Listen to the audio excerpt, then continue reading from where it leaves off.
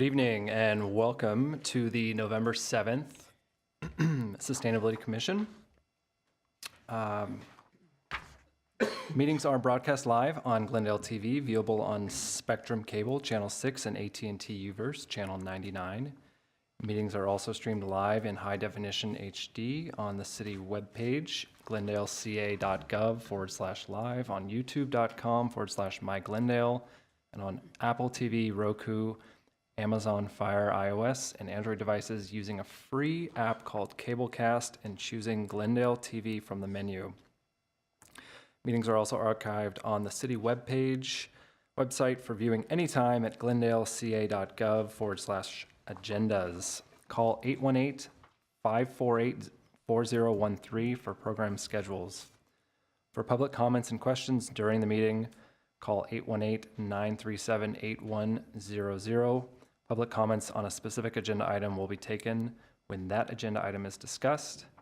If you have any questions about matters on the agenda or requests for assistance, please contact the city clerk at 818-548-2090 during regular business hours. Roll call, please. Commissioner Bartusev. Here. Commissioner Werner. Here. Commissioner Pinkerton. Here. Vice Chair Kartunian. Here. Chairperson Bazemore. Here. Ex officio Sanchez. Here. Ex officio Hazarian. Here. Item 1A, Pledge of Allegiance. Please rise and join me in the Pledge of Allegiance. Pledge allegiance to the flag of the United States of America, and to the republic for which it stands, one nation, God, indivisible, with liberty and justice for all.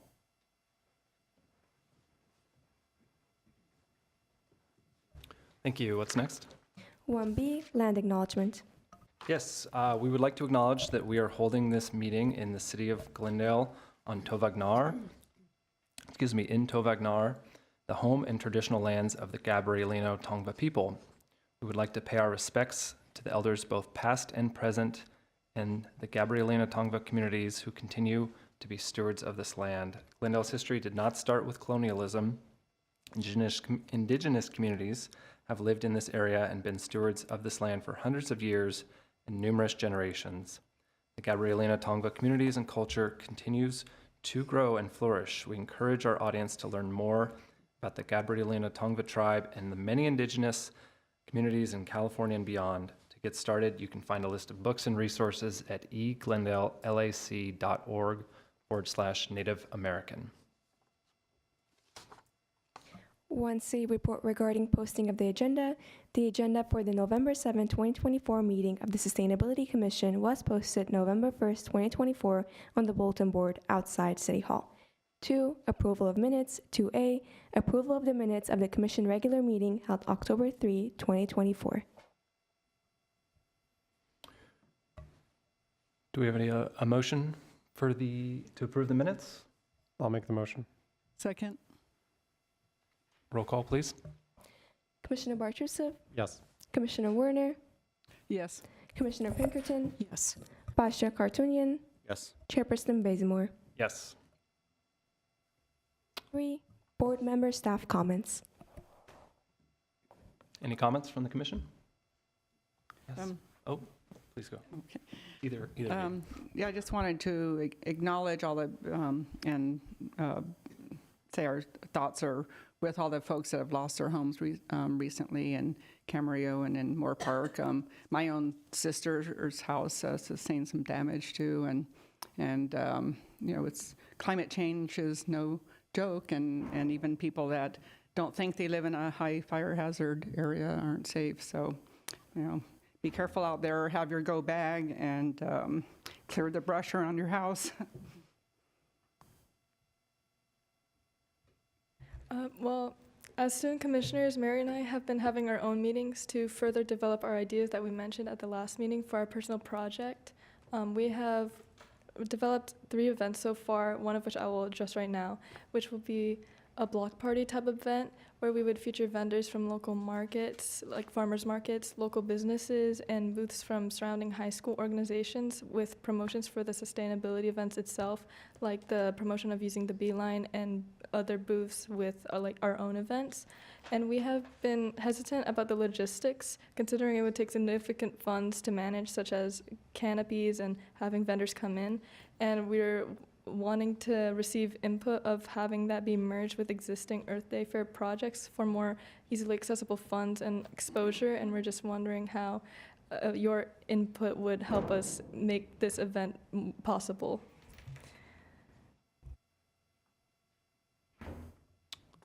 Certainly. So for that, David, would we need to agendize something like that for a larger discussion, or what would you recommend?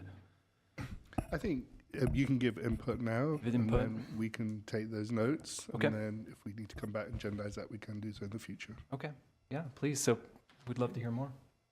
Or go ahead. Okay. Yes, go ahead, Jennifer. Yeah. We received a comment from a member of the public last year that I guess the attendance was a little lower last year than the first Earth Day had a higher attendance, I guess, than the one last year. But she was wondering about allocating a big chunk of those funds to some practical project that will result in permanent change rather than just an event that brings people together. So I just wanted to throw that out. I don't know if that'd be tree planting, there are any number of things that would fall under that, but just wanted to throw that out for consideration. Thanks. Thank you. And sorry, I just want to make sure I caught it. You suggested a block party, and then what were the other?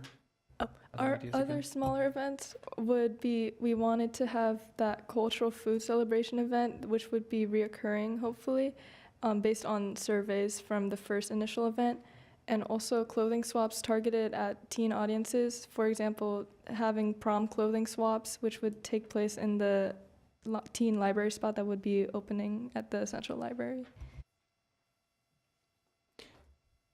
I can go further in depth if you guys would like about these two other events. So Please. for the cultural food celebration events, this would occur in the Adult Recreation Center.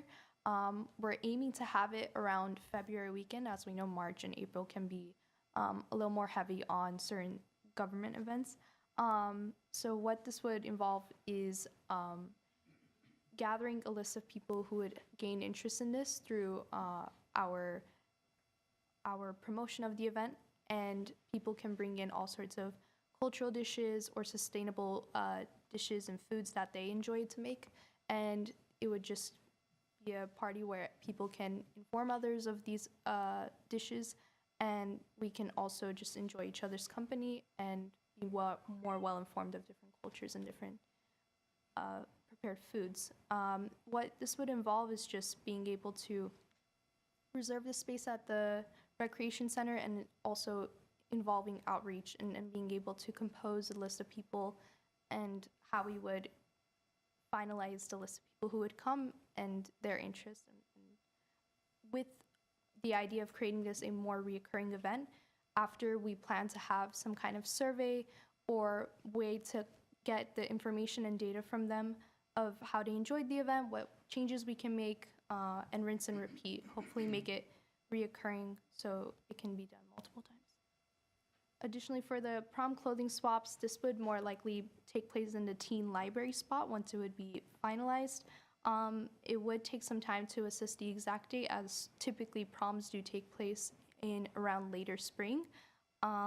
Additionally, we would need to conduct outreach and potentially go back to other clothing swapped events to see what kind of interest and what kind of donations we can get from previous attenders.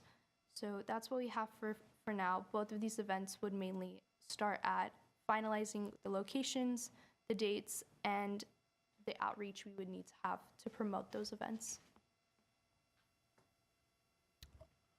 If I may, they both sound like a great idea, but my suggestion would be capitalize on an event that has an existing audience.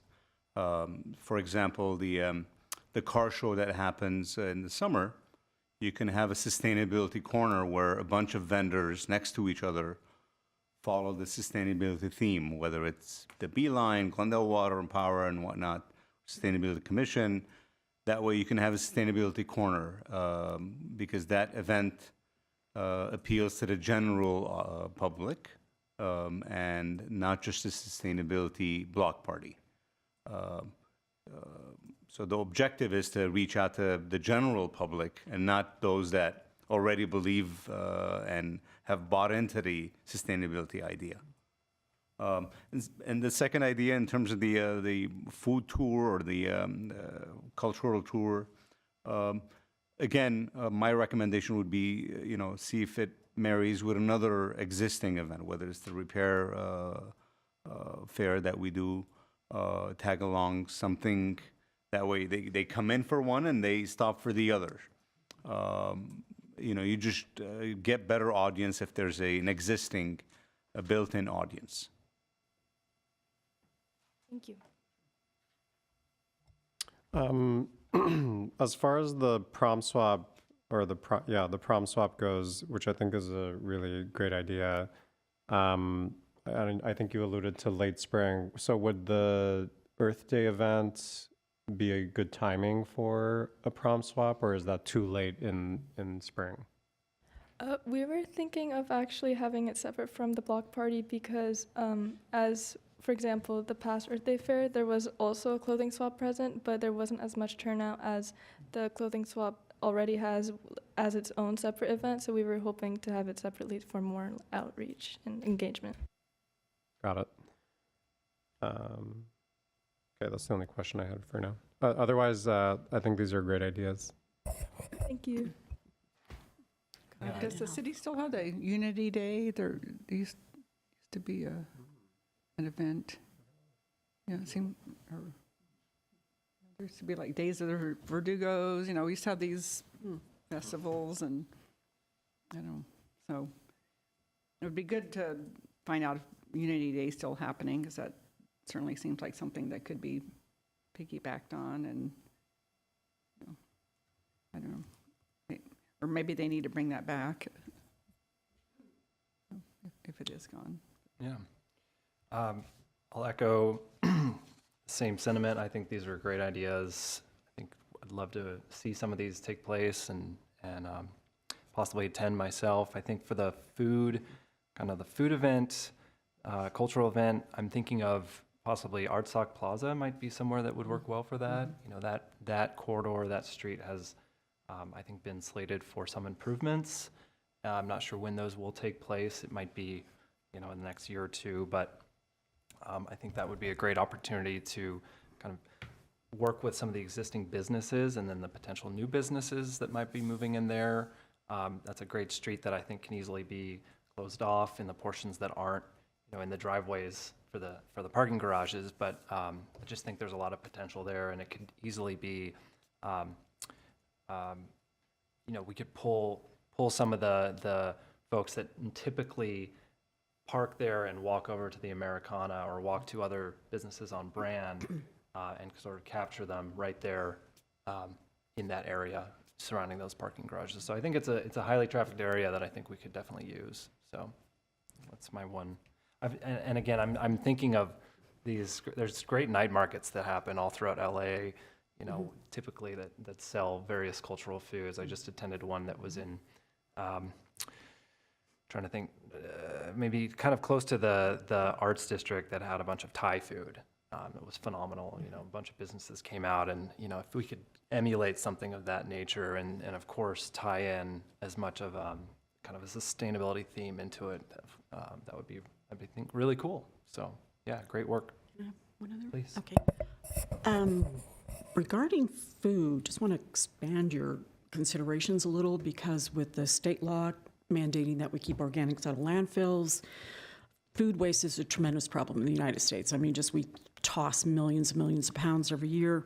So I want to throw out a couple of things. When you're talking about sustainable food, in theory, you're talking about the embedded greenhouse gases in each food, how much water, electricity, transportation fuel, processing was used to get that product to the shelves.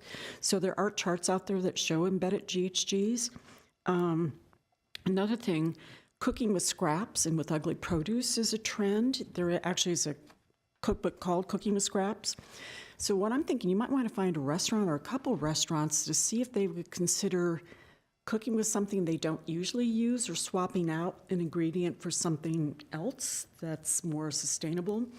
There are recipes out there, for example, for cooked banana peels. I haven't I haven't tested them, so I can't, I can't comment one way or the other.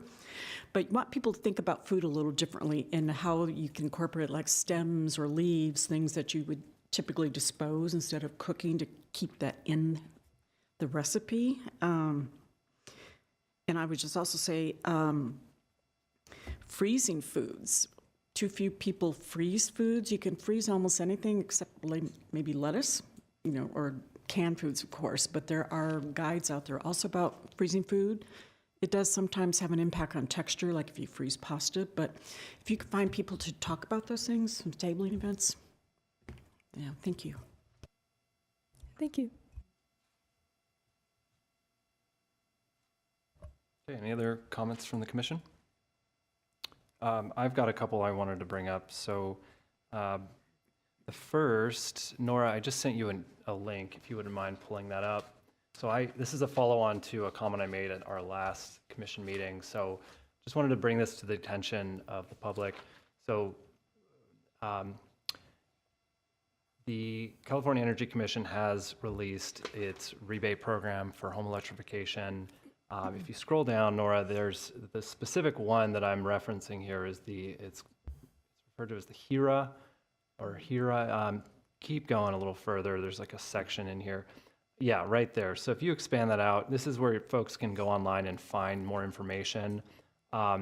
This provides a set of subsidies for folks to purchase various home electrification, equipment. It is now currently available for multifamily homes. So this is for homeowners, owners of multifamily buildings, landlords, et cetera. The state is going to be rolling out its single-family home program in the next while. I'm not sure when that's going to be, but on this page, what we're looking at right now is simply just the description of it. But if folks want to maybe jot down or take a screenshot of that link at the top, or they could certainly reach out to the sustainability office to get that. But this is where you can go online and learn more about that. I think it's something upwards of like $15,000 per residence. So would highly recommend folks check this out. And it is managed, I think, through there's the Tech Clean California.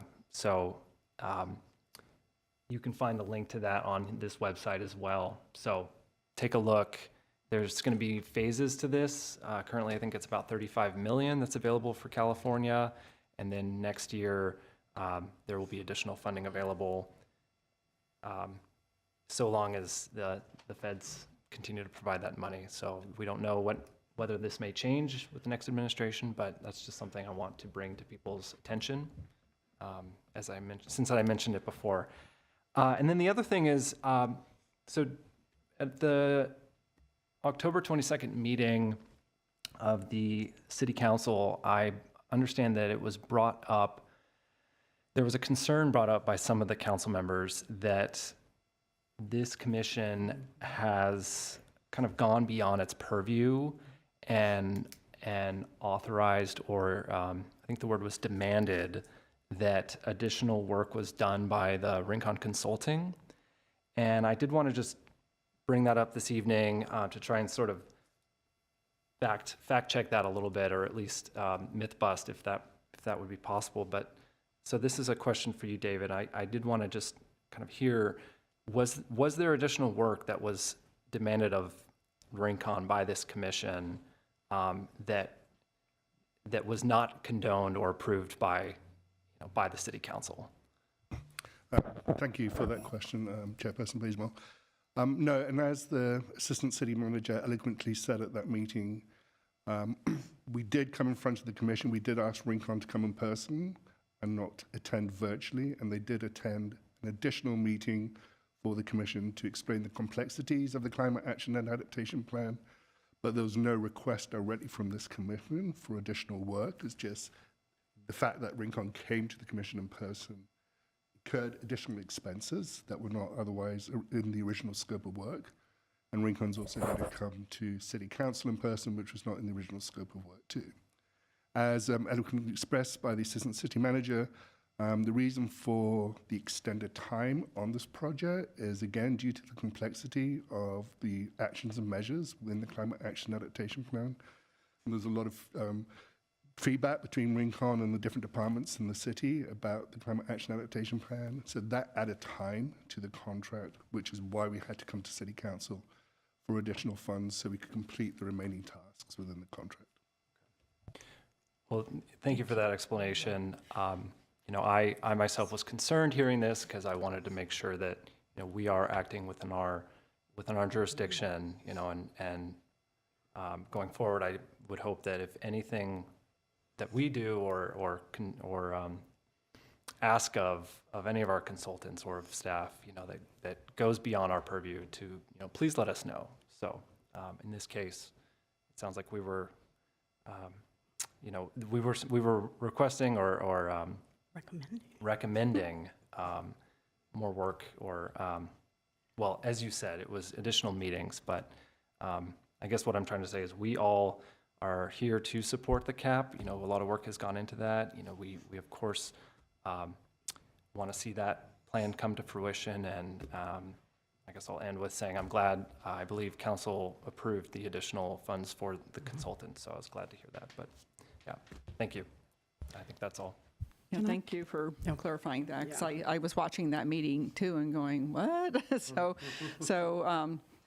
I think maybe in the future when we're getting bids on, or when you are getting bids on something, because we don't do that, that an in-person meeting is in there, because when there's really complex information and you've got someone who's remote presenting some other thing that's up on, it's very easy to disengage from that. The audio isn't great and so on. So maybe if the baseline for the bid anyway is an in-person meeting, then maybe, the change order or whatever's in the other direction if we end up doing virtual only. But, I don't think we're aware that they would cost more to have that in-person meeting, and so. But yeah, it is a good reminder that we're not, allowed to incur expenses on behalf of the city. So, thank you. I would just follow up with a thank you to the chair and commissioner for bringing that up, because I'd taken a picture. The quote, according to the news press from one of the council people, was that this commission began directing city staff and Rincon to do extra work and burn through the original contract funds. Everybody here is aware that we're advisory in nature only, and we have no authority whatsoever over scopes of work. We can make suggestions and recommendations, but we know we have no authority. But thank you for bringing that up.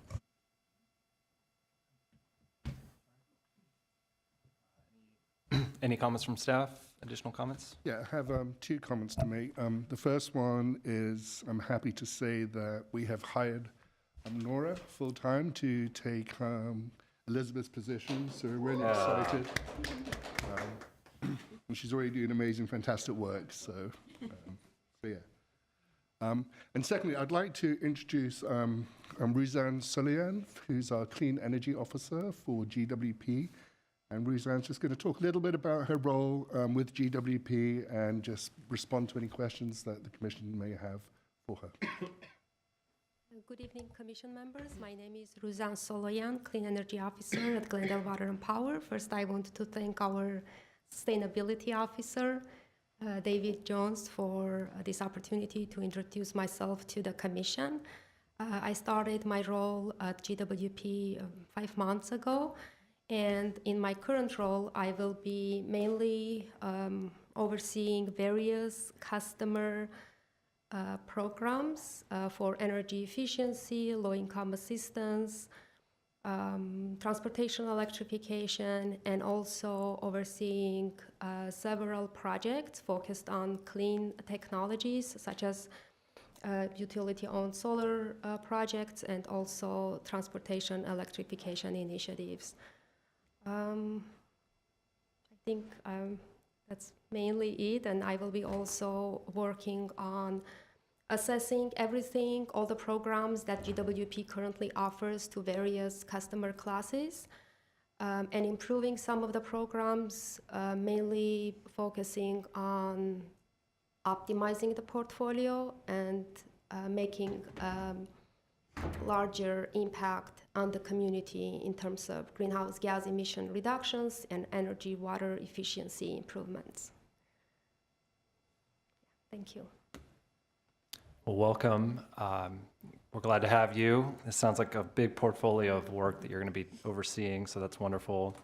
I guess if possible, maybe on an annual basis, it would be great to kind of learn about what you're working on. We'd love to invite you to the commission to hear about the progress that's being made on these programs. I imagine there's already work reports that are being generated for GWP. So, if we're overstepping there, and or if maybe we could tag team and kind of hear from you as well while you're reporting to them, that would be great. Because it'd be, I think, we've talked about a lot of these things within the CAP. And other programs historically. But yeah, again, welcome, and we're glad to have you here. Thank you. Yeah, thank you. Question, is charging infrastructure part of your purview? That's correct. Yeah, it's Okay. under my. A comment that I have made in the past, that I'll make it again, we need to look at where people generally congregate and make sure that those areas have charging infrastructure. One of my pet peeves is the Montrose area. None of the parking lots that are city-owned have any chargers. Those are city-owned, so it should be fairly easy. There's no easement problems. And the infrastructure is right there because the poles are in the parking lot. So I strongly encourage you to look at that. Again, I want to thank you in advance, and we look forward to hearing some of the programs and initiatives that you work on. Thank you. I was wondering if a lot of people have taken advantage of the rebate program that was, from all the, I guess, the public benefit charges on the bills. Yes, we have thousands of people applying for rebates every year. And we have over 11,000 customers on our low-income assistance programs receiving these different types of bill discounts. So in addition to energy efficiency programs, water conservation rebates that we partner with MWD to bring to the community, we also help our income-eligible customers paying their bills. And most of our programs have a good participation rate. And when we review the programs, of course, we also review the participation and utilization of the program, and we recommend changes if any of the programs don't perform the way we designed it to perform.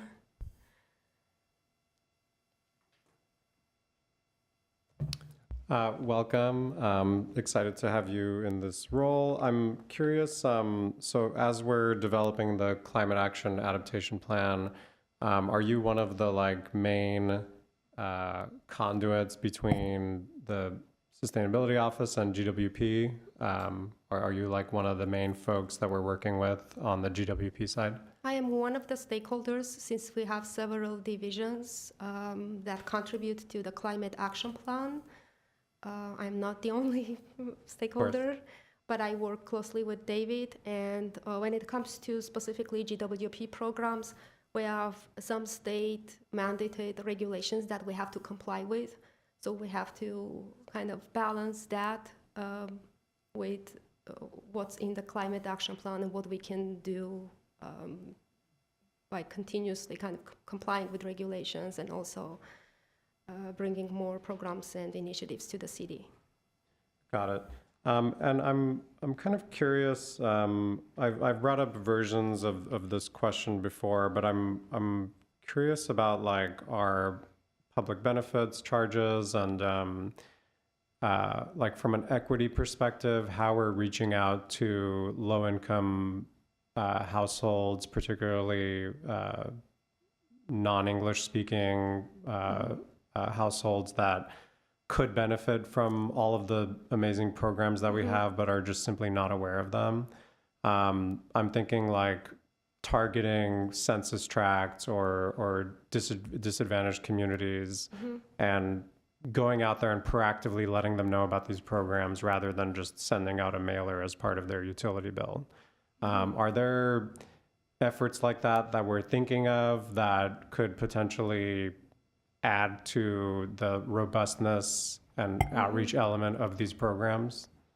I know that our marketing team utilizes various communication channels to make sure that we keep all of the community stakeholders and groups informed about all of the programs. Some of our collateral is being translated, but I don't have all the details with me right now. But I know that our marketing team always thinks of various customer groups when we reach out to the community about our programs. And I think our public benefit funds is being well utilized in terms of providing low-income assistance to income-eligible households, because we have over 11,000 customers who are currently enrolled in our Glendale Care and a couple of other income assistance programs. And we spend over $2.6 million on those programs. So I'm not sure how many income eligible households we have in Glendale, but I think this is a good percentage, representative of our kind of population.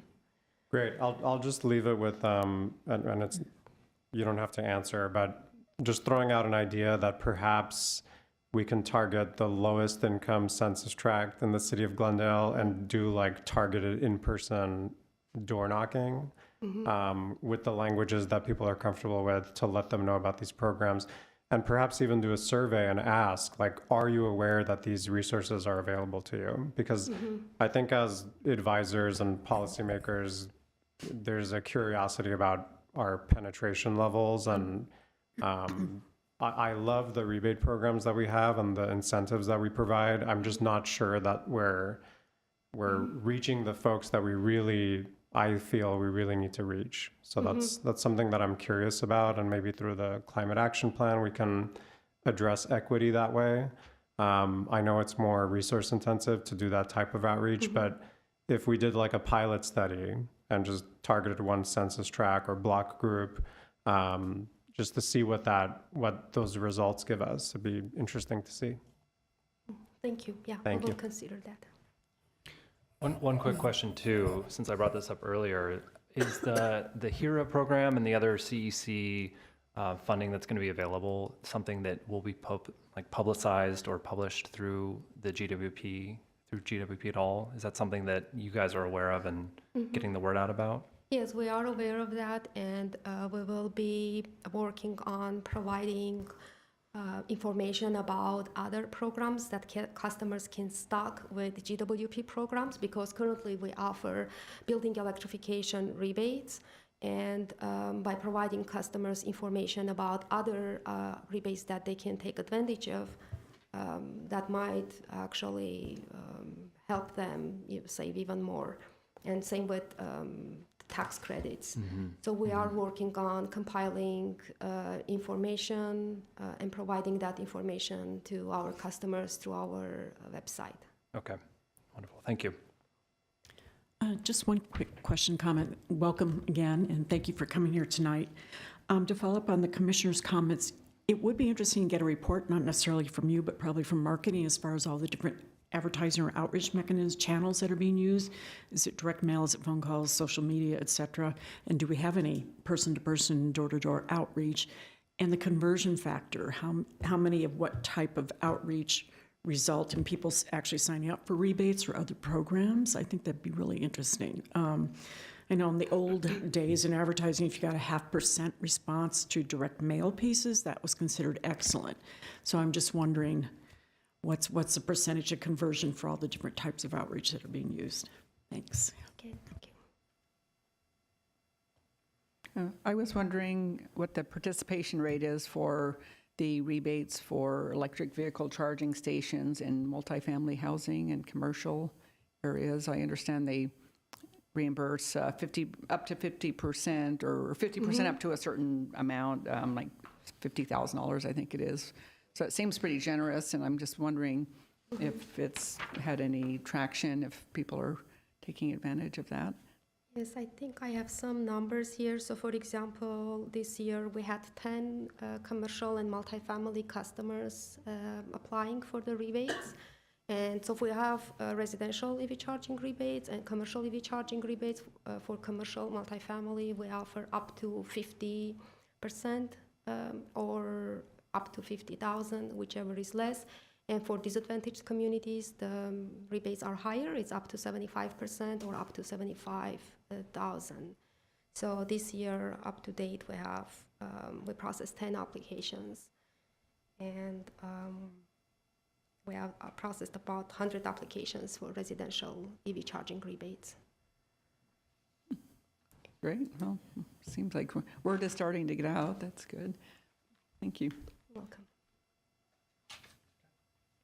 Again, thanks so much. Thank Appreciate you. it. Yeah. Nice to meet you all. Yeah. All right, what's next, Nora? Next is 4 oral communications, discussions limited to items within the jurisdiction of the Sustainability Commission.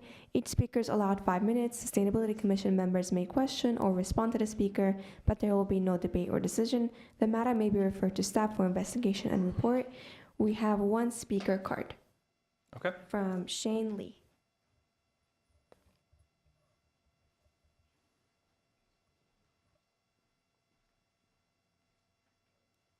All right, hello everyone. My name's Shane. I'm the chapter leader for Glendale YIMBY. I took a few days off work to mentally recover from the election results, but I said, wait a minute, why not boost my spirits and see all my friends at the Sustainability Commission? So that's why I'm here. We have a lot of similar goals. Glendale YIMBY, we like housing, we don't like parking. I think some of your reports have talked about eliminating parking mandates. That would be fantastic. We were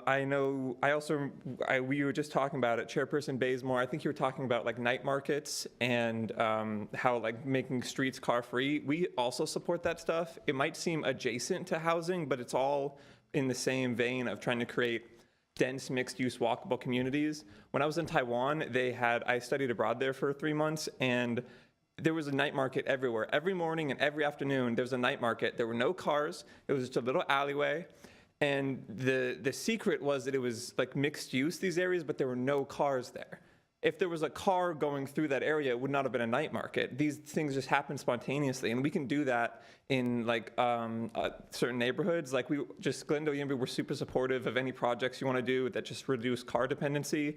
I was just reading an article that said, I think 1/3 of carbon emissions in America are from cars. So anything you want to do to eliminate parking mandates, to build more housing so that people can live closer to their jobs and amenities, we totally support that. I mean, again, I love the Americana and I love coming to City Council. If there was a high-rise apartment midpoint between Council and the Americana, I wouldn't have to drive here. I could just walk here and then walk to the Americana and talk about housing and then walk back, but I had to drive here because I can't afford a place, in downtown where I want to live. What else? Also, just anytime you want to eliminate parking mandates, I know that there's AB 2097 by our very own Laura Friedman. If you want to maybe expand that, just anything you want to do in that area, you let me know. GlendaleYIMBY@gmail.com. I can show up, support. I'm free on Tuesdays. We share a lot of the same goals, and parking lots I just think they're kind of ugly. Nobody wants to live next to a parking lot, and we should stop subsidizing cars, and it's just, bad land use. So thank you for the work you're doing, and let's build more housing instead of parking. We should prioritize people over parking. I think that's the tagline. All right, thank you. We have no other callers on the line. Could you repeat your contact? Did anybody catch that? Oh, yeah, it's GlendaleYIMBY@gmail.com. I can give you my business card later. Okay, thank you. Wonderful. All right. Before we move on, I did want to see if we can move up item 6A before the action item. So that would be looks like the legislative year update. So 6, reports and information. 6A, legislative year update. Yes, good evening. Chairperson Bazemore and Commission, I know that this is a key item for the chair of the Commission to understand legislation coming down in the future, and so the Commission can identify legislation that they may want to recommend that the City Council support or not support. So I'm very happy to say we have Kira Ross here, who is our consultant, based in Sacramento, I believe. Yes. Who will talk to you today about all these activities. And go ahead, Kira. So Thank you. good evening, Chair Bazemore and Commissioners. Kiara Ross with Emmanuel Jones. And we are the city legislative advocates based in Sacramento. Wanted to talk a little bit about this last year, what's happened with respect to climate and sustainability and environment, and where we're going in 2025. So we'll see if this works. Uh-oh, hang on. I'm going to start with the state budget because that really was a driver in Sacramento, and frankly, it guided just about every decision that we made, and specifically it guided decisions around environment, sustainability, and climate change funding in Sacramento. The emphasis was on protecting programs, protecting the funding that had been there and trying to save those. So one of the maneuvers that they did very early on were budget savings, reduction shifts, and delays. That took a huge hit to the more than $50 billion in environmental spending. What they did was they put off a number of programs. They shifted them to other existing programs, and then they pushed them to the bond. So Prop 4, which is the climate bond, took on a lot of that funding. It's pretty common in Sacramento on environmental funding that we do see programs funded out of the bond. Some of those programs have gone from general fund over the years to bond funding, and that's why we're starting to see some of those funds at this point. The good news, state revenues are up. As of last month, about just over $4 billion above the June projections. We do have a structural deficit.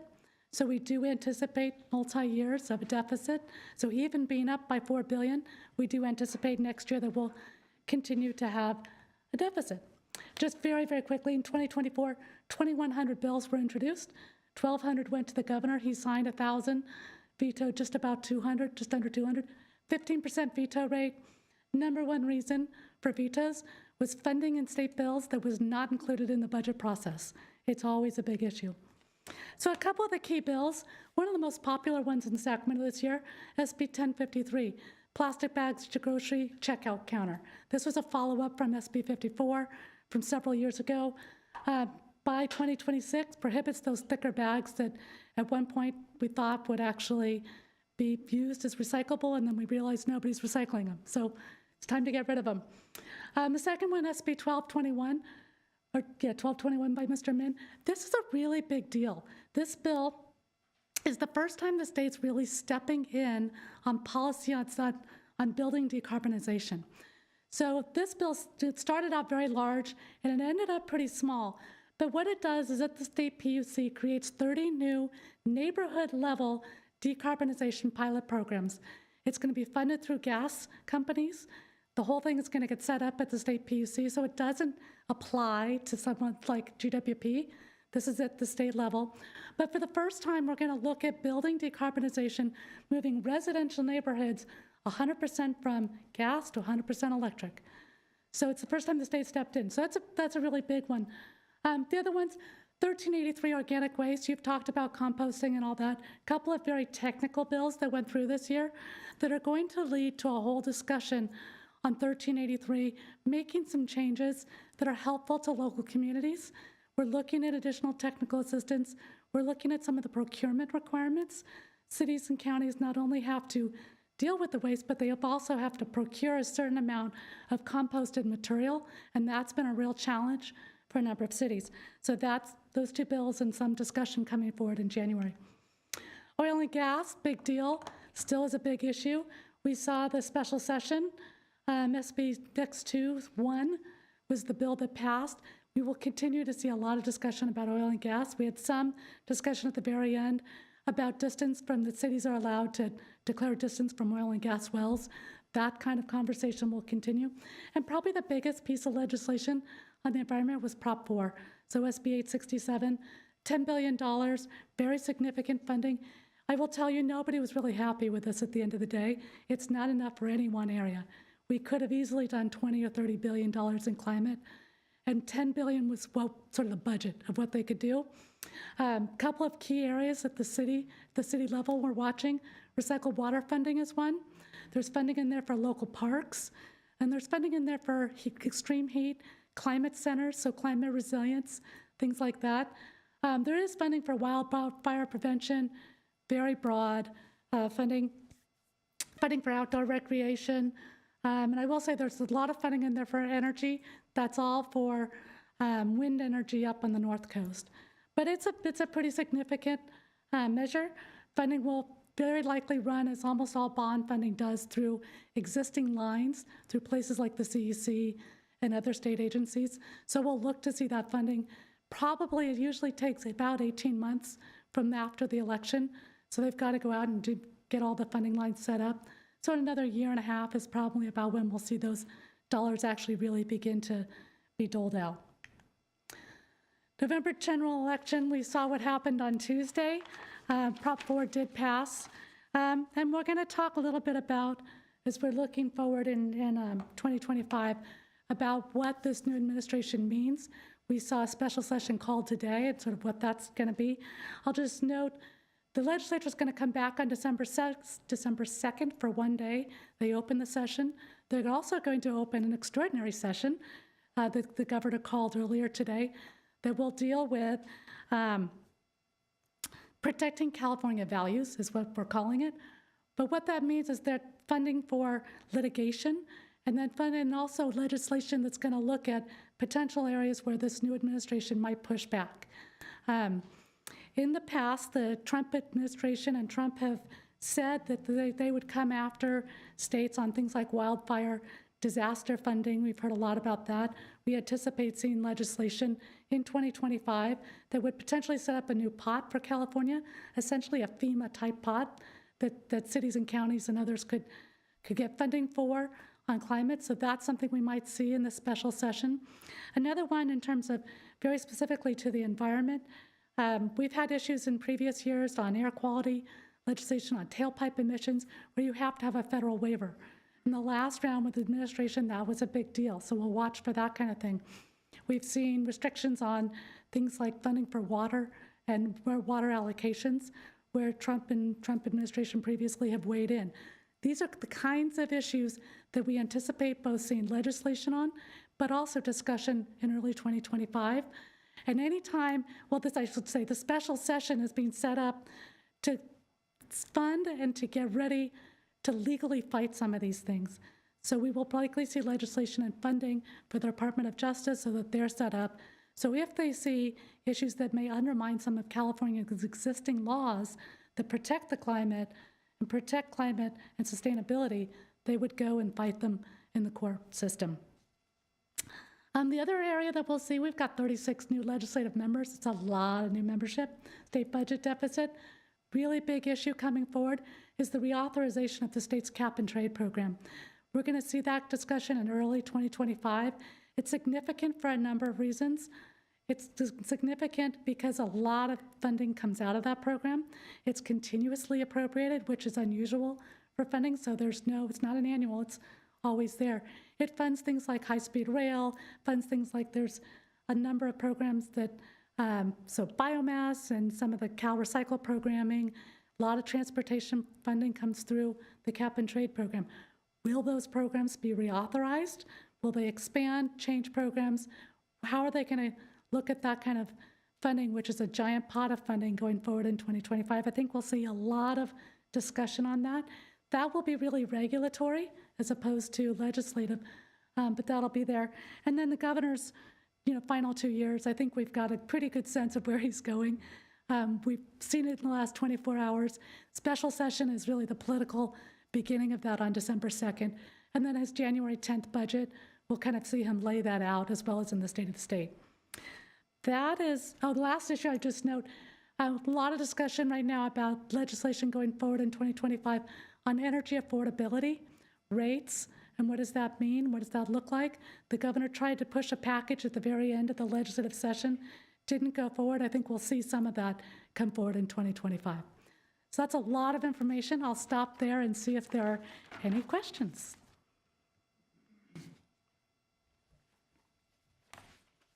Well, before I open it up to questions, I did want to say thank you for coming down from Sacramento in person, no less. So appreciate that. Yeah.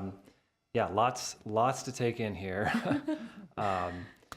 I believe, yes, I was the person, David, who asked for this, and really appreciate the update. I think if we can do this on an annual basis, it'd be amazing. Happy to. That'd be incredible.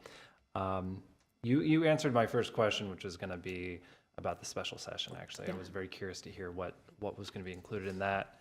And then looking at 2025, that's fantastic. So I guess with regards to our city's position when it comes to legislation, I know that's provided through direction of city council, possibly city manager's office. Is this something, and this is maybe directed to David and legal as well, but like if we wanted to support a bill, for instance, is that something that we would be able to issue some sort of support letter that would then be, sent to council, and then they can determine how to go from there, or how does that work? Well, we haven't had this issue before, so I'm assuming yes. Yeah. If there is a particular type of legislation that this body recommends the city council would support, I think you'd write to city council Yeah. justifying why you think that piece of legislation should be supported by council, should be part of their legislative digest for the next year. So, yes. Okay, excellent. Well, I guess, is there any questions? Please, yeah.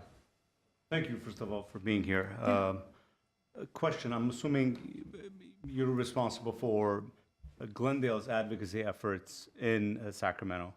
Does that include Glendale Water and Power? It does, yes. Okay. How closely do we work with, I assume we work closely with Cal Cities, Yes. but do we work closely with CMUA? Because there's been bills out there that CMUA supports, and Glendale has stayed silent on it. I'm curious why. Is there a good collaboration there between Glendale Water and Power and CMUA, or is? Yeah, no, there's excellent collaboration. In fact, I sit every Monday morning on calls with all the CMUA lobbyists, the contract lobbyists, I should say, in Sacramento. Why we take a position on a bill, on any individual bill, really depends on the impacts to the city or to the water and utility. And it depends on, there's a number of factors. It sort of sometimes depends on where it is as a priority. It also depends on whether or not that's something we really want to weigh in on. And sometimes there are bills that it's appropriate for Cal Cities or for CMUA as the broader entity to kind of take the lead, and they're the ones that will fight the bill or support it. And that's something where, because they're weighing in on it, we don't really need to. Now, when weighing a bill, or whether to support or not to support a bill, does that go through Glendale Water and Power, or does that go through City Council, whether to take a position on a CMUA-supported bill? Typically, the way it works is that the city has a legislative platform that is approved by the council. So bills that fall squarely within that platform, it's up to the city manager's office, and they can choose to work on that position. Okay. Sometimes the bills that are not within that platform, or if they feel like they need to go to council and get direct approval, then they'll need to go to council. Ultimately, council decides what bills the positions are taken on. I work through the city manager's office, and so I take my direction from them. So they tell me what I'm going to work on. They have, I like the CMUA, they have really good, capable staff. There's some leadership changes recently, and hopefully that's something that we can take advantage of. And, yeah, they have great new leaders. Danielle is fantastic. Yep. Again, thank you for coming. This is great having someone in person. I had a question. You mentioned briefly about the compost initiative and everything. 1383. 1383, and that there are some other bills were kind of like response to that. I know it has been more difficult than maybe the people that drafted 1383 to realize just how what a monumental thing this was going to be for cities to comply with. So I was wondering if you could dive a little bit deeper into that one, because that's something that's been, been a concern of mine for quite a while. It just seems like it was, in some cases, creating more problems than it solved. Like, we're all buying clear plastic bags, to put our waste in and organics in, and just, it seemed like it wasn't as well thought out as it could have been. And we have trash trucks from all these different companies rolling around in the city now, and everybody, and probably the biggest thing is like everybody's waste bill skyrocketed, and if you, whether you live in multifamily or single family, it was a big hit for a lot of people that are already, struggling to get by and everything. So I just wondered how that's going, and is any of that going to alleviate the burden to cities, and to figure out a way where it's just not such a financial hardship on people and on actual municipalities buying compost that they don't need, and things like that. So I would say a couple of things. I think 1383 has been a bill, law, regulation as it's progressed through the process that's been a lot more complex and complicated as it's been implemented than I think originally, as you noted, that people thought it would be. There have been subsequent bills that have tried to provide some of that flexibility and clarity. There were 3 this year. One of them focused on additional flexibility for jurisdictions that are trying to reach the organics procurement requirement, which has been a particular bugaboo, I will say. It's been much harder than people thought. And it was put in very intentionally to build compost markets, which are really important. However, sometimes, it's trying to get to that really good thing has been a little bit more difficult. So the bill tries to provide some flexibility in how you get there, how you meet that requirement. Is it specific to one kind of issue versus one kind of product versus another? And then the second one is it's more of a streamlined, so it's a streamlined process for small and medium compost facilities for getting them in place that process the organic waste. So trying to get more facilities, but trying to streamlining permitting on that. The third component is because you have these 2 bills that went through, CalRecycle is anticipating reopening some of 1383 to make some updates. And I think that's where we'll see the real discussion, and especially from a standpoint of how can we still achieve the goals, but not make this such a burden to consumers and to the local jurisdictions that are trying to meet the requirements. Right. Yeah, it seems like it might pay to decouple the part about the food waste from restaurants. It just seemed like those are 2 different things, that like how they ended up in one bill. I realize we want, we don't want rotting, short-lived organics, as they call it, but it just seems like it would simplify things of that, because that was the part I liked about it. I thought, oh, this is great, we're not throwing food in the trash, but then there's this whole other thing that municipalities have to do. So one is like restaurant owners, the other is like municipalities, and There's multiple it seems like it areas. would simplify things if those became 2 different bills, and then they kind of worked on lessening the burden on I know in Glendale it was a problem. We were trying to figure out where to put all that compost that we're required to buy and didn't need, and that kind of thing. So I know here it was an issue as well. So, but there hasn't been pushback by the city, but it sounds like some cities are speaking up, and so.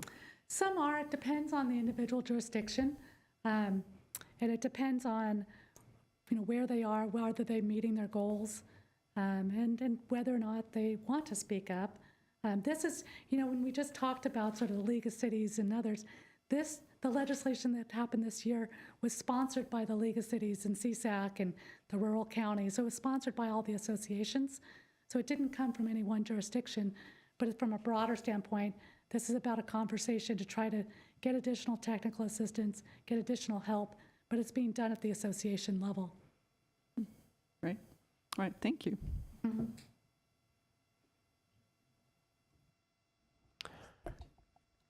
Thank you for the presentation. I have some high-level questions. Does your scope include? I know you, as as you represent the city, you either support or oppose bills. Do you also participate in helping craft bills that the city is Absolutely. interested in? Okay. Yeah.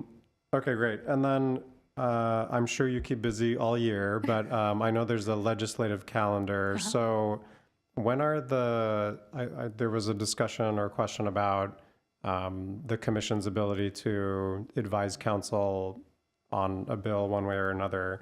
When are those touch points? Like when should we have on our calendar a review of legislative opportunities? Because we have a schedule too. We need to send something to council. They need to agendize it and approve it or support it. So thinking that through, Right. what do Where you should you weigh in? Yeah. What should you be telling us that we should prepare for? Yeah, so the legislature is out of session right now. They will come back, I always say December 2nd. It's the first Monday in December. I think it's the 2nd. They will organize the new session that day. They will also that day concurrently do the new special session. So that day they can introduce a couple of bills. We'll probably see 100 bills total that day that will be introduced. And then they will likely leave town. No guarantees. They may stay and do some special session stuff. My hunch is they'll leave town. They typically come back the first week in January. They have until just about February 17th or 18th to introduce bills. We'll see about 2,500 bills introduced. And then they'll go to committees in March-ish. So in between, I would say late February and early April is about when you want to look at weighing in. It's really hard the first couple weeks after a bill is introduced unless you have the context for the background on a bill. That's something I can help through city manager's office to provide if people want background on what are people trying to do with a bill. I can get a fact sheet, things like that. But if you're going to look at positions, you want to look at it in the March, early April range. All bills have to be out of their house of origin or the first house, typically by the end of April. And then they'll cross over after May and they'll start the process again in June. But March, April, and it's a pretty tight timeline, is when that's the most activity that we'll see early on bills. Then we'll see it again in June. Okay, great. And then what do you say to the piece about crafting bills? So that's, I think the schedule you just provided was for supporting or opposing. Yeah. What about for bills we haven't thought of yet? So that's a little different. So bills that you want to sponsor, or you would like the city to sponsor or someone to sponsor, I mean, you could individually go to a member. That starts happening right now. So members typically put together their bill calendars, they call it, and they each get between about 40 and 50 bills that they can do over the course of the 2-year session. They typically start looking at bills in sort of December, and they've got to finalize by the 17th or 18th of February. They can put in what are called spot bills. So sometimes they'll put, it's a placeholder, legislative placeholder, that they'll drop language in later. But they want to know, if somebody wants some language change, they want to know that in sort of January. It's sort of the latest. And there's some work behind that needs to happen in terms of sort of the background work of the sort of, there's the who, what, when, where, why, who's going to oppose, who's going to support, has it been done before, that kind of thing. And they typically want some drafting done by then, although you can get help for that from the State Legislative Council if you need it.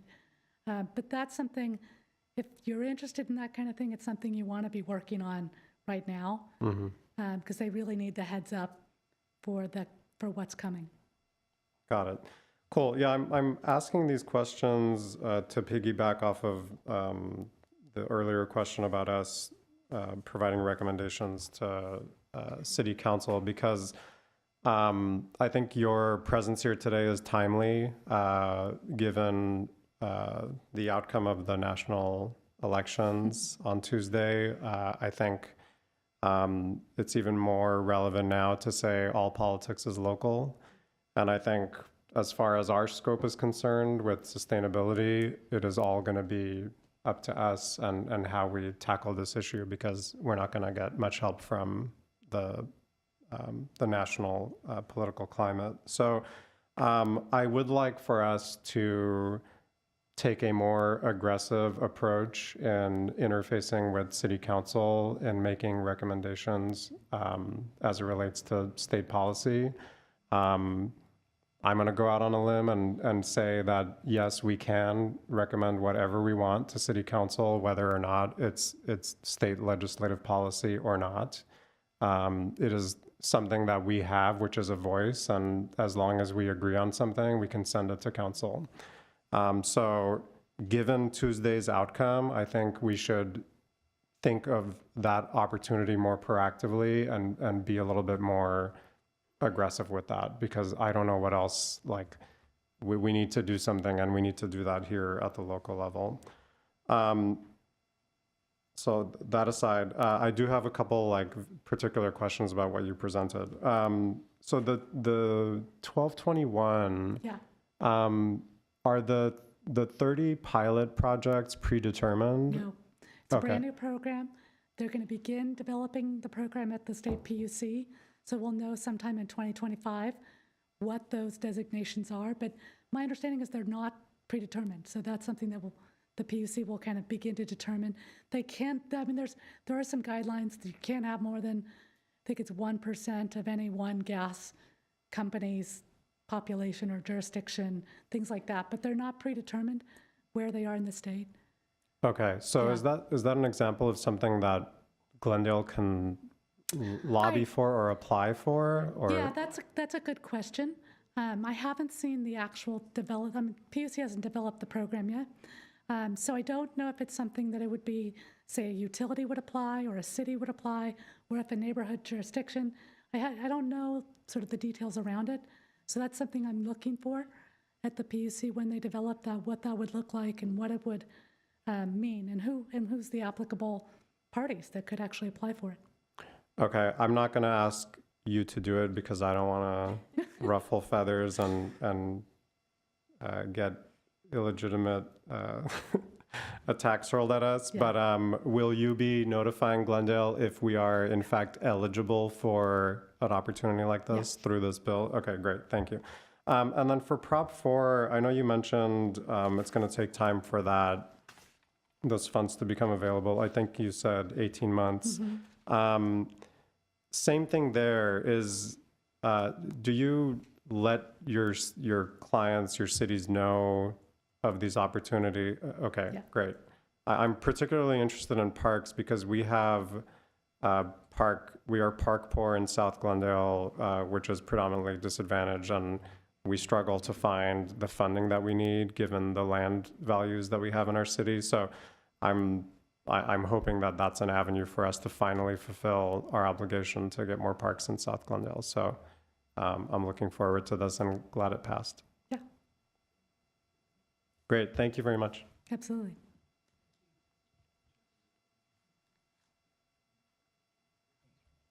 Okay. Well, thank you so much again for Thank being you. here. Yeah, look forward to what's to come and for you to hopefully come back again next year. Yeah, So, look forward to yeah, it. thank you. Very helpful, thank you. Yeah. All right, Nora, what's next? Next is 5 action items. 5A, plastic waste reduction regulations, proposed ordinance, and incentive programs. 1, motion recommending the City Council direct staff to prepare an ordinance regulating use of plastic stirrers, utensils, and straws, reusable foodware for on-premises dining, and establishing disposable foodware recycling standards.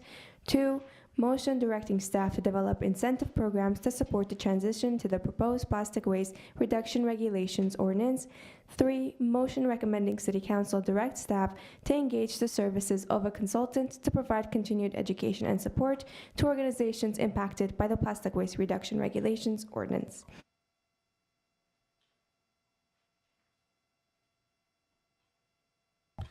So Chairperson Bazemore and members of the Commission, we debated these regulations at our last meeting, and we gave some pretty comprehensive process of how we got to the regulations, but the Commission did have some recommendations to change language and everything within these regulations. So that's what we'll just be focused on today, just the changes that the Commission recommended to us. And if those changes in the language are agreeable to the commission, then we'll go ahead and vote on the motions, and then we'll go to City Council. So Nora's already read the 3 motions that we're looking at today that we want guidance from on this commission. Again, this is a journey that we've been on, and this is the final step in our journey regarding the plastic waste reduction regulations at the moment. We don't know what will happen in the future with other plastic waste reduction regulations. And again, just to, these regulations weren't developed in isolation. We looked at what Burbank did. We've had a lot of feedback from the food and beverage community on the development of these regulations. And again, City Council guidance, and then what actual products can be compostable and recyclable will be instrumental into developing these regulations. So to go through this, so the first one, there was no change. This is regarding the prohibition on the use and distribution of single-use plastic straws, stirrers, and utensils. That effective July 1, 2025, prohibition on the use of distribution and sale of single-use plastic straws, utensils, and shall take effect as follows. Prohibition on single-use plastic. Food and beverage providers shall not distribute plastic straws, stirrers, or utensils, whether for use on-site, to-go, or delivery. Disposable straws, stirrers, and utensils must be made from non-plastic materials, such as paper, pasta, sugarcane, bamboo, or wood. And B, the use accommodation. Food and beverage providers citywide may retain and dispense plastic straws upon request as an accommodation for people with disabilities to provide equal access to food and beverage services within the city. So our first change is regarding disposable foodware recycling standards. So these are the standards that will dictate the compostable and recyclable products that can be used. So effective January 2026, no to-go or delivery food or beverage facility may distribute food serviceware that is not compostable or recyclable to customers. When discussing this at the October 3rd Commission meeting, the Commissioners brought up regarding the bags that people put food in, whether we can prohibit the use of those plastic bags. We received advice from legal counsel. Legal staff reviewed the existing state legislation and determined that the city is statutorily prohibited from imposing different or more restrictive regulations on the use or distribution of plastic bags. Unfortunately, we can't add that request to these regulations. David, before you move on, so are you going to run through all of the changes and then we'll go from there? So these are what we captured. Just reviewing what we captured. Yeah, Okay. and so if you're happy and this reflects what you said, Yeah. then you will vote on the motions, and then the ordinances reflecting these changes will then go forward to City Council. Okay, so before you move on, I did want to just try to understand what really changed here. Since the redlining it's just a little different than what I think was in the packet, or at least the way it's laid out. So this is changing. Is the red line at the bottom the language that was there before for that entire section? So that language is not included in The section that's red, that's Effective January. crossed out. Yes. Yeah. So that's what we looked at last time. No, so that particular one was the request that we include that food and beverage providers cannot use plastic bags. I see. So we had that in there, but we cannot change that language because of the preemption against federal. So we just struck that out. So that was a Okay. request for us to look at. We looked at it and we said we can't include I that see. language in these regulations. So that was proposed language that we had, not language that had already been presented Right, at it's the a request last from the meeting. commission Okay. to look into it. And so what was added to what we did review last time was the to-go or delivery, Right. which, does that replace something, or is that just added in to further clarify this section? I think it was just added in to clarify this section. So previously, we had it saying that any food or beverage facility, and now we're saying to-go or delivery. Okay. For your reference, it's on page 10 of the ordinance that's attached. You can see that it's a red line insertion. Okay. Perfect, thank you.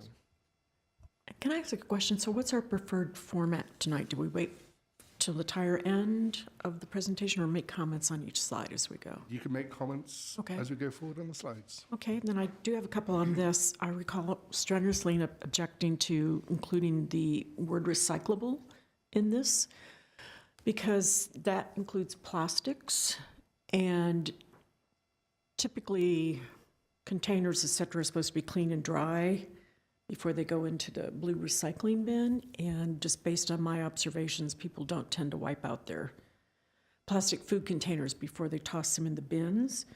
Whereas compostable, you can have food residue and then toss the whole compostable container into your green bin. So just based on my observations, I would not include the recyclable because I think chances are that stuff gets put into the bins dirty and it's not going to get processed by the recycling company. So that's my comment on that. And also, I just have a question. I don't recall all the details in the ordinance, but in LA, I proposed expanding the ban on single-use plastic bags, and the city attorney was able to do a workaround, even though the state had put some prohibitions in effect. I don't recall offhand, but we expanded that ban to like retailers, large box stores. So I don't recall specifically about restaurants, but we were able to expand the plastic bag, single-use plastic bag ban. Yeah. Regarding compostable or recyclable, yes, we put the recyclable language back into these regulations because our outreach to the food and beverage providers, there would be no support for this if we did not have the capability for them to use those items. So we know it's not ideal, but it would go to city council and it would probably not get passed because we would not have support of that community. I have a mixed mind on that. I think we need to be aspirational somewhat too. We need to just cut down on usage of plastics as much as we possibly can, and ordinances like this will move us in that direction. We have to acknowledge the reality that dirty plastic typically does not get recycled. So I feel we're indulging in a little, not being completely truthful by keeping the word recyclable in, because to me that kind of implies that these items are going to get recycled when I know based on experience they're not.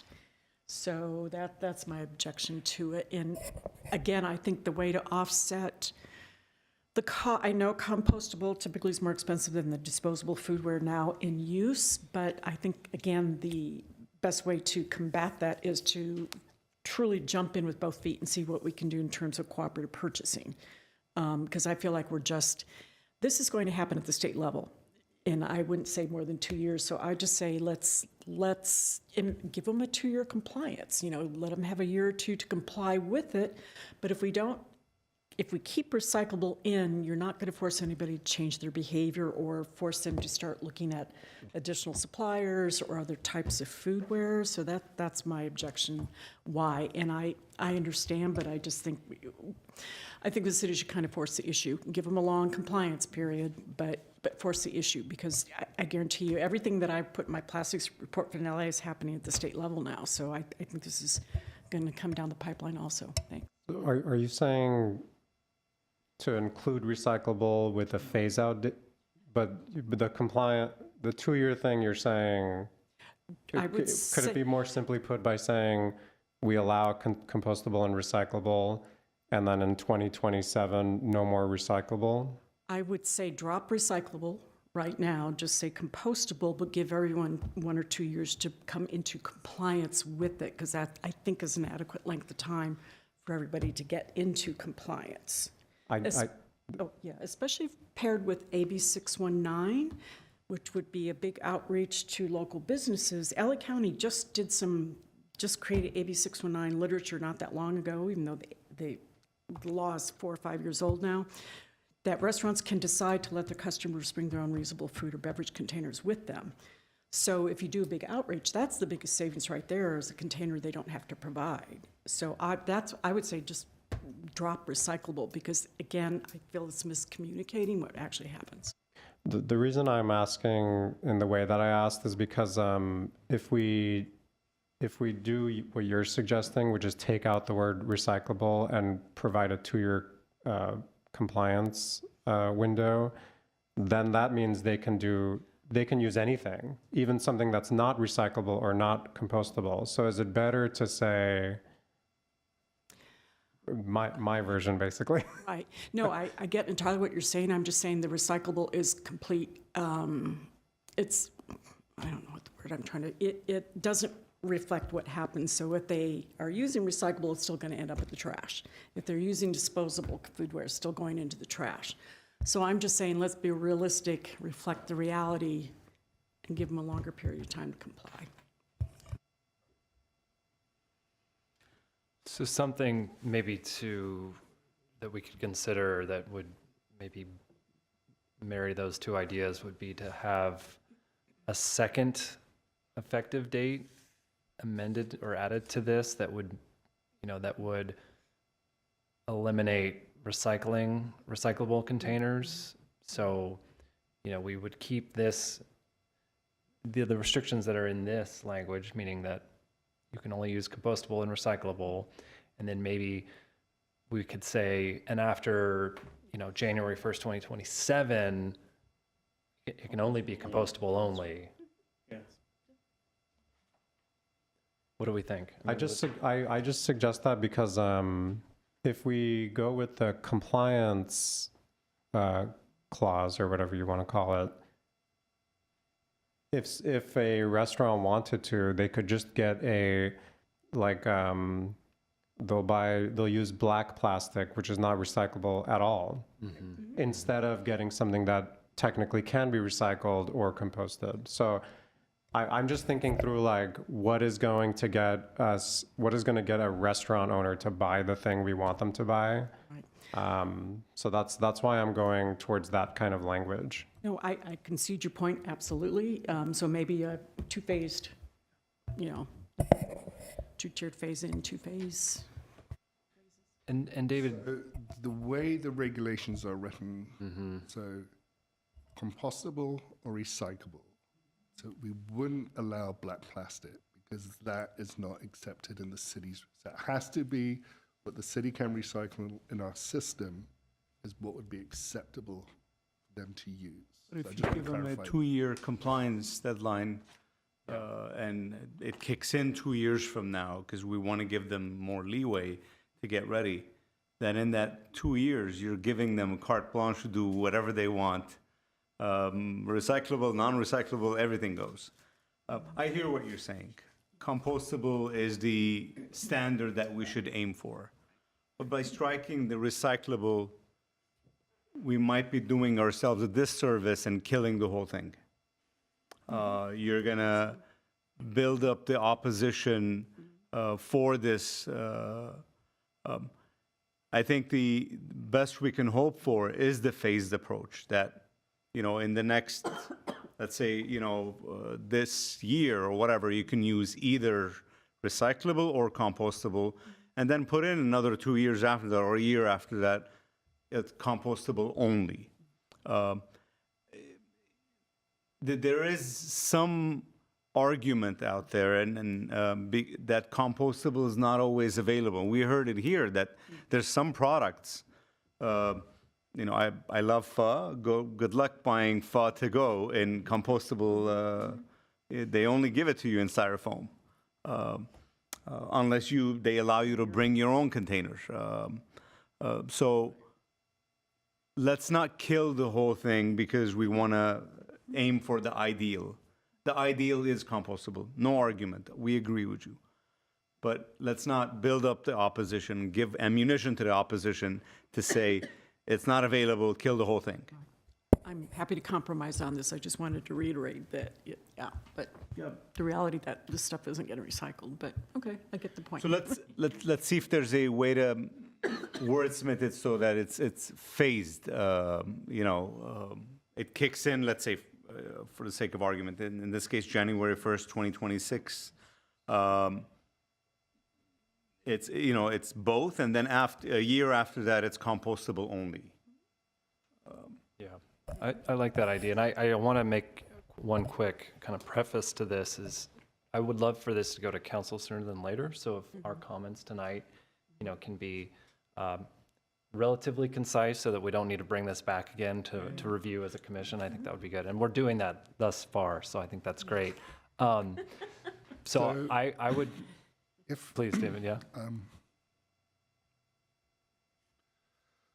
So council is going to review these regulations. And the question that council is going to ask staff is, what outreach has been done? What is the extent of the outreach? And what has been the response in the outreach regarding the regulations?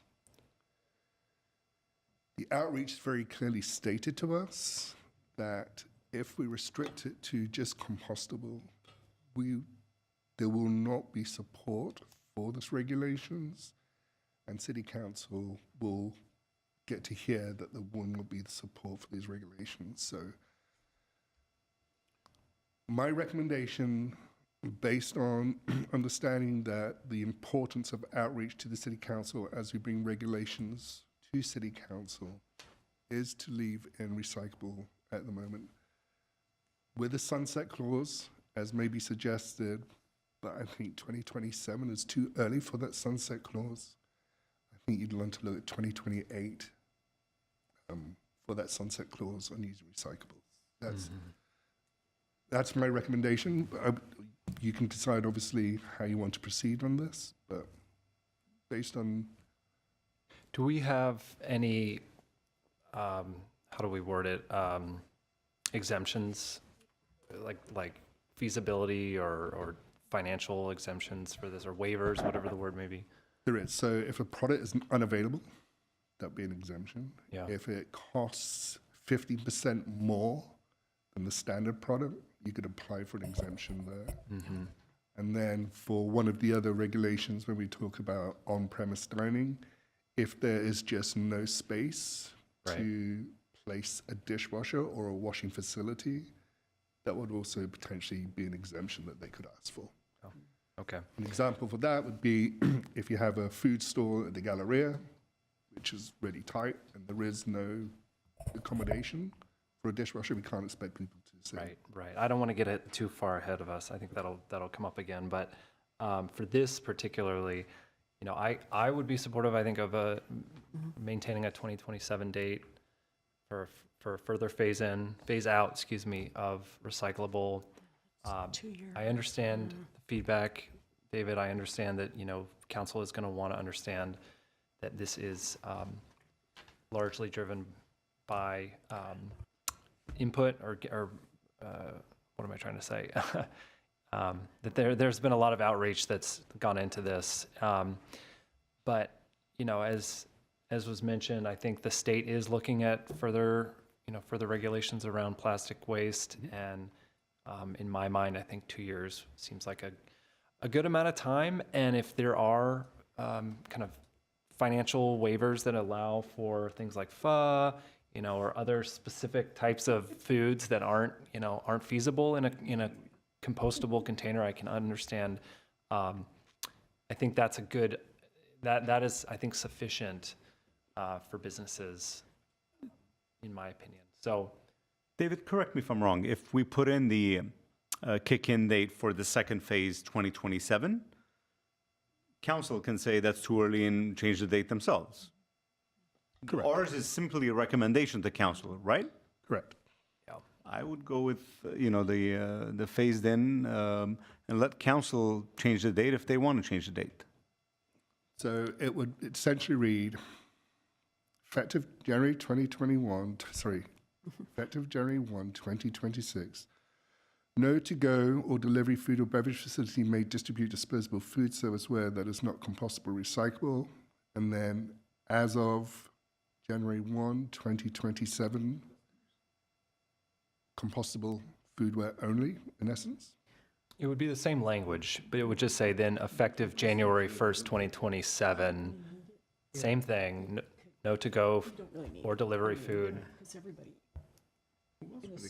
Agreed, it would be a Excuse me, repetition of guys. that same sentence. but Exactly. With the new, with the new date, and then indicating it would be limited to Yes, compostable. yes, thank you, We can thank just you. include that sentence. I remember there was some research I requested from last month about when the trash hauler contracts were going to be, well, the main problem is that only 2 out of the 5 can accept compostable things, and the city can't even accept compostable things right now. So were those contracts close to expiring, and where we can, bid those out again and require that they be able to accept that type of material as part of the, bidding process. So I would just, to me, it's just, if we're not able to accept it as considered contamination, I mean, it would be nice to get ourselves ready to be able to accept all this once this becomes mandatory. So have you found anything out about that? Not at this yet. Not at this time. David, could you clarify, follow up to the commissioner's comments? When we're saying compostable here, we've got franchise haulers that can't even take food soil paper napkins or food soil paper plates that don't have lining. I'm sorry, can you repeat the question? So just to clarify on the commissioner's comments, when she said 2 of the 5 franchisees can or cannot accept compostables, does that include food soil paper napkins, food soil paper plates? There's actually a table in the Don't recall what it proposal. was, So, yeah. here, let me just read. I know it's been a while. So, so in some cases, it's 0 out of 5. It just depends on what it is. So the natural fiber accessories such as straws, stirrers, and utensils, it's 2 out of 5. The PLA-lined cups was 0 out of 5. PLA-lined foodware was 0 out of 5. And the natural fiber non-PLA lined cups were 2 out of 5. And the natural fiber non-PLA lined foodware was 2 out of 5. So basically, I think it was more the things that needed to have a plastic lining on them. They're not able to separate those into separate waste streams. And so I think that was the main problem. So, it's just,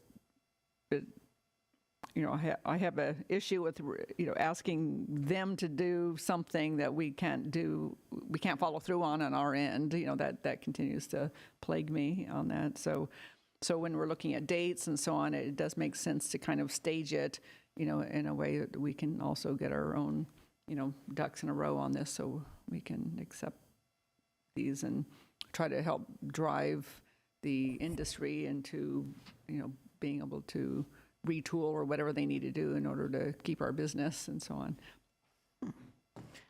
So to Commissioner Pickerington's question, so Recreate was pretty specific about foodware products when they were speaking to the haulers. So they said, like, as Commissioner Warner said, she described those products and they said yes or no. Right.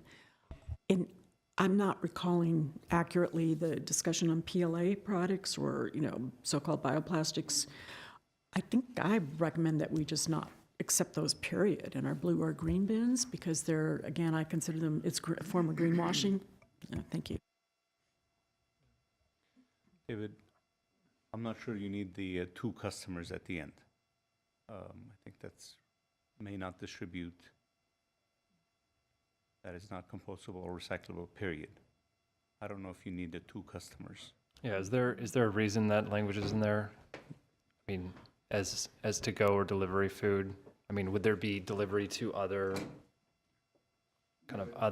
sources? Okay, then that should be reflected in the first sentence as well. Okay, I think with that, I think we have some consensus on this, so we can move on. The 2 customer needs to be removed from the first one. Yeah, Nora, if you don't mind. If you want to come back to that, if you can, that'd be great. Okay.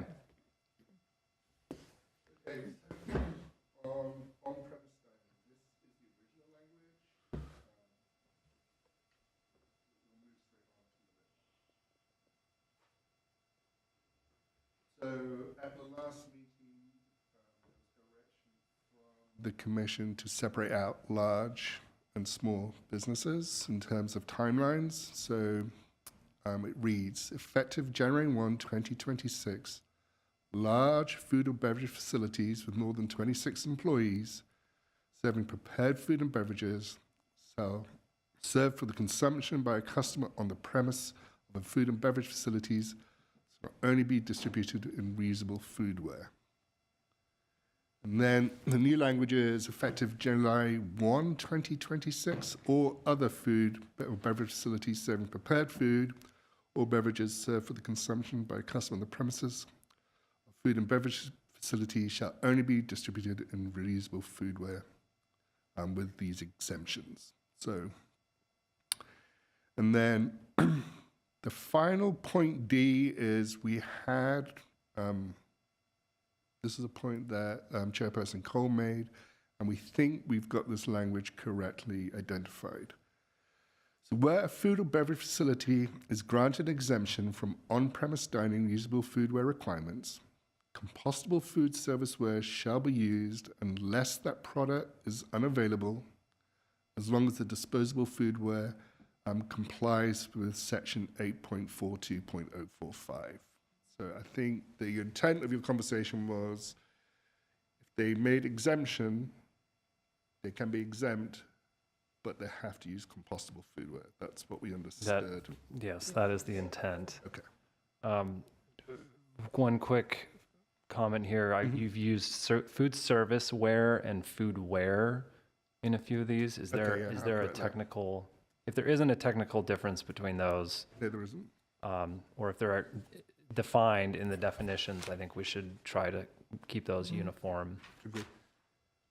And also, I think we used to go in the previous slide, but doggy bag here, I don't know if those should be the same terminology. Yep. Sorry, can you repeat that? Oh, should we, the previous slide, I think we said to-go containers, but on this page, on this slide, we're using the phrase doggy bag, which to me, they're the same, but we may want to clarify that. Okay, we can clarify that. Those can be aligned. Okay, any comments from the commission on this new language? Okay. Yeah, this looks good.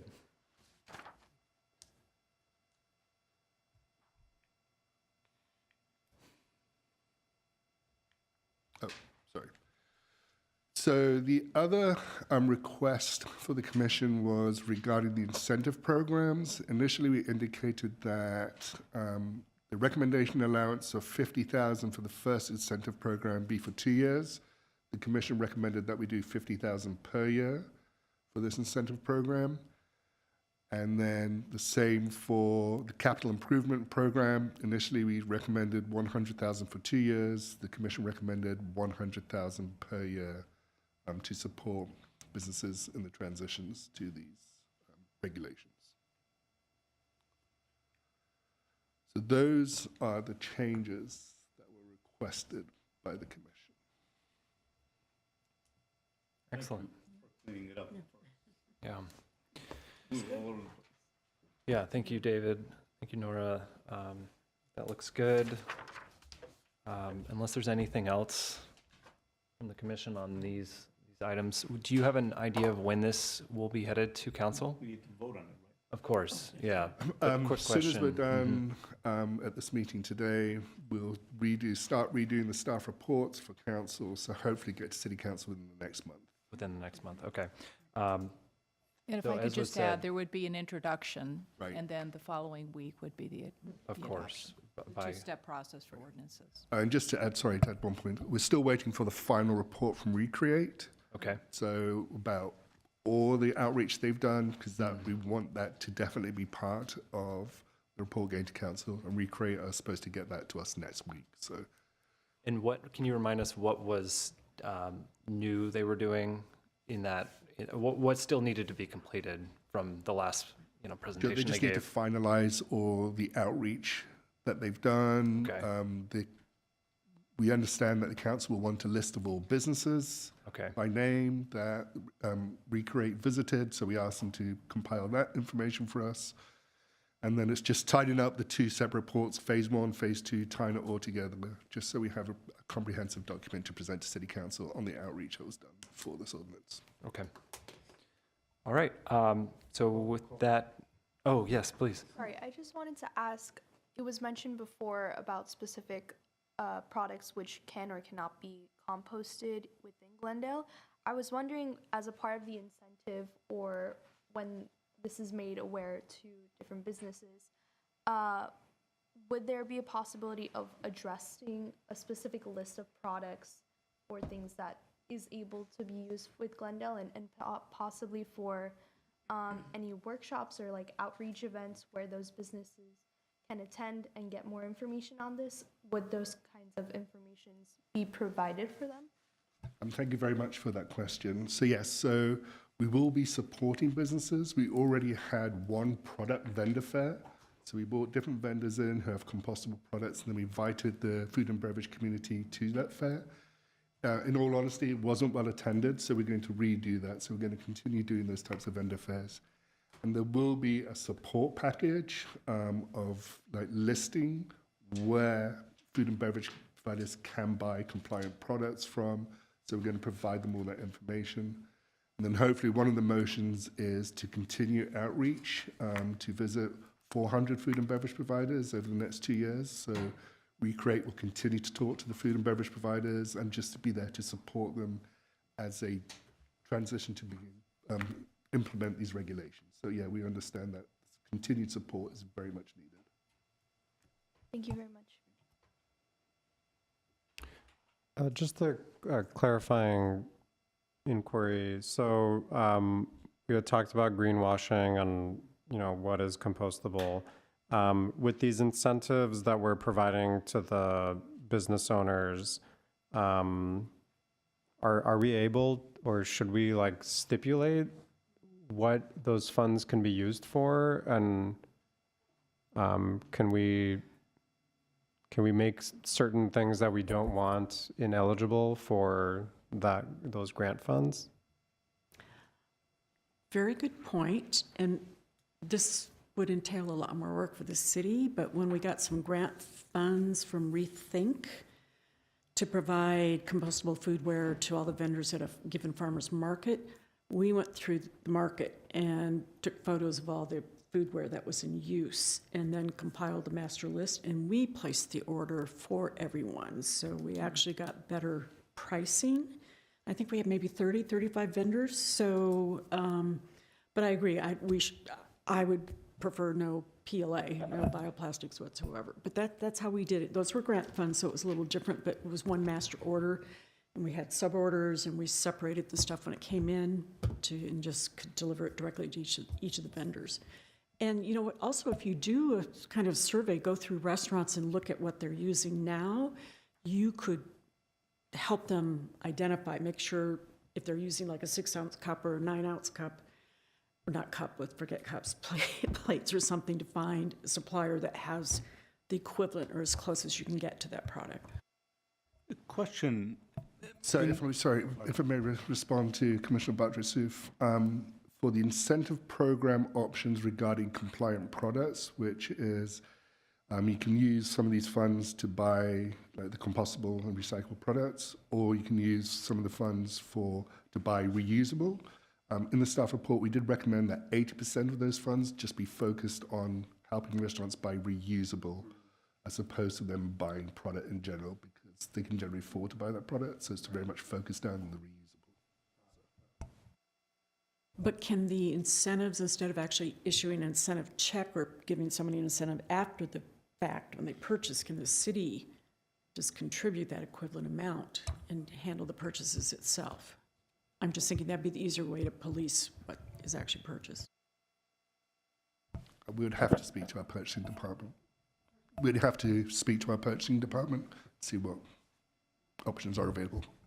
That is interesting. It's like the city can buy $100,000 worth of stuff in a much more efficient way than 100 small businesses making their own little transactions. But I also don't want to. I don't want to muck things up either. So anyway. I will tell you though that even though the city put the master order in, there were a lot of back ordered items, and I think it took a good 4 months for all the products to come in. Well, did the incentives include like dishwashers though, I thought?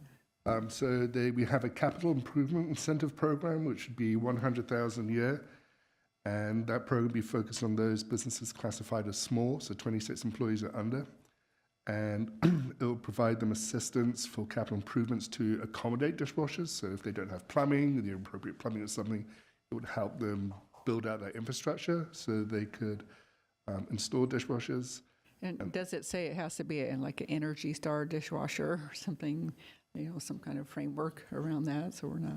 So I think we could, yes, we can make sure that language is included. There. Okay, cool. I don't want to move the problem from one spot to another, so great, thank you. Well, I'll just pose that purchasing question. It doesn't have to be part of our, what we advised today by way of a vote, but I know like we have concierge services, we have an economic development department. We're always looking for ways to nurture small businesses, and maybe staff in those departments can take on that ability to distribute these supplies to the businesses that need it. I think during the COVID years, we were giving out like hand sanitizer. Like, I feel like there's a mechanism in place within the city bureaucracy that allows for something like this. So I'll just pose the question. If you feel like it's something that can be done, it can be part of your recommendation to council, but I don't think it needs to be part of our vote today. Thanks. All right. Nora, we don't have any callers or anything for this, do we? Okay. No, we do not. All right. Well, with that, I understand there are 3 motions, proposed motions. Do we have can we take these? I think maybe I propose that we take them all as a whole, if that works for the commission. So, Be 5A, 1, 2, and 3. thank you. And the only exception to, or the only difference from what was presented is the clause that we're including. Okay, just making sure we're all on the same page. So I think for the first motion, 5A, we would be including in that, or it can be included that the edits we discussed would be in that as amended. Yeah, Amended. as correct. amended. So I'll make the motion as amended. Second. okay. Roll call, please. Commissioner Bartusev, Yes. Commissioner Werner, Yes. Commissioner Pinkerton, Yes. Vice Chair Kartunian, Yes. Chairperson Bazemore. Yes. Next item, 7, Sustainability Office updates. There are currently no updates. Okay. Well, before we move to the next item, I actually wanted to make one quick ask. I mean, I understand this should have come up earlier in commission comments, but I know we have a meeting at the beginning of January, and I wanted to see if that might be something that commission would be amenable to possibly moving, or if we, want to stick with that date. I think it's scheduled for, what is it, January 2nd? Like the day after New Year's, I believe. Someone can fact check that for me. Is that what it is? That's correct, January Yes, 2nd. January 2nd. So if that's something that we want to keep, we want to reschedule. Yeah, I'm certainly open to, because I usually take the day after New Year's off too, just to, I don't know, put away the Christmas tree, whatever, but, have one more, that buffer from like you're out of town and now you're back and, I have a meeting. So, so I was kind of hoping that would shift. Okay. So I guess with that direction, David, are you able to, propose some dates? So, I think we can do 2 things. We can propose some dates, but we can also propose what would potentially be on an agenda. Mm-hmm. So there may not be enough on the agenda, so you may wish to cancel the meeting in its entirety, move everything to February. Yeah. But we'll bring all that information back for the December meeting, Okay. and the commission can make a decision of how they want to proceed. Okay. Sounds good.